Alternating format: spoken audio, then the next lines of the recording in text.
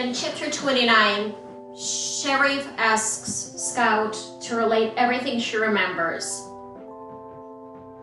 Tate and Atticus piece the attack together. When Scout gets to the apartment, someone helps her. Sheriff asks her, "Who do you think he was?" She points to a stranger. Everyone stares. The man looks uncomfortable. Scout observes his face. His features are of those who never leaves the house. As their eyes meet, he offers her a smile. Scout suddenly knows who he is. "Hey, Boo," she says. At last, Scout meets Boo Radley. Like the trial, this scene is simple but loaded with sensory details. The interaction is touchy but not sentimental, consistent with Scout's overall narration.